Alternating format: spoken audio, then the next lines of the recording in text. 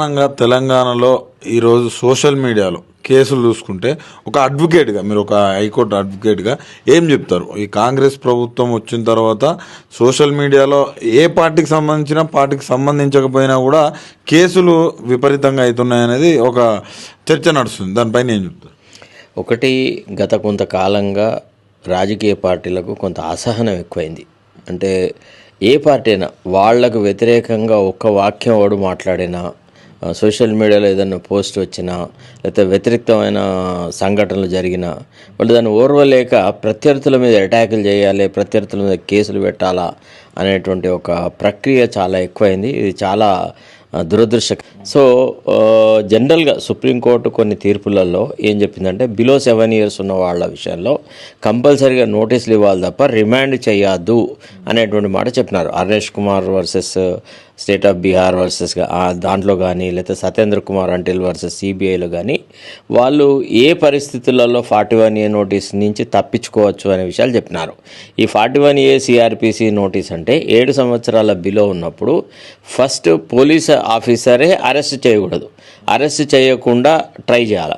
ఒకవేళ అరెస్ట్ అనివార్యం అయితే నేను గీ కారణాల వల్ల అరెస్ట్ చేస్తున్నా అని ఆ కారణాలు పొందుపరుస్తూ రిమాండ్ కేసు డైరీని పట్టుకొని మెజిస్ట్రేట్ దగ్గరికి వెళ్ళాలి.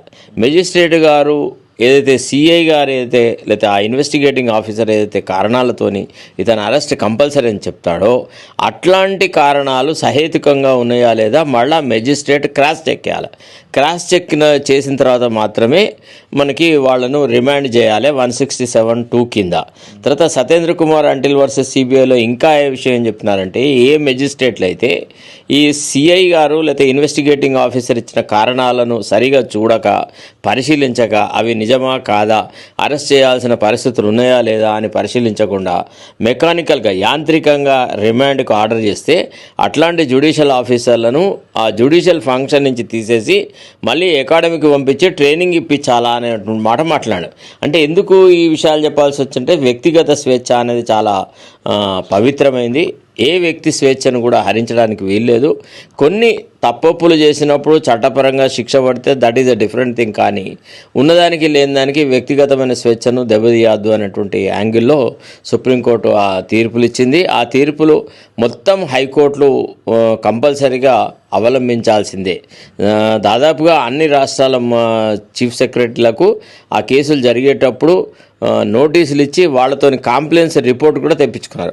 ఇది ఇట్లా జరిగినప్పటికి కూడా ఇంకా చాలా సందర్భాలలో మ్యాజిస్ట్రేట్లు అసలు ఏం పట్టించుకోకుండా యాంత్రికంగానే ఇన్వెస్టిగేటింగ్ ఆఫీసర్ తీసుకొచ్చి మేడం ఈయన రిమాండ్ అడుగుతున్నాం అనగానే రిమాండ్ ఆర్డర్ చేస్తున్నారు.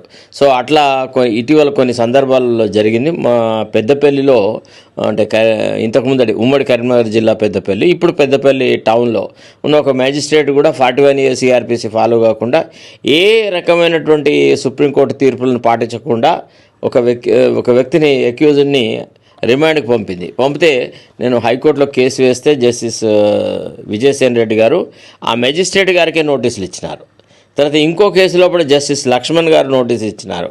సో కాబట్టి అంత సులభంగా వ్యక్తిగత స్వేచ్ఛను దెబ్బతీయడానికి వీల్లేదు.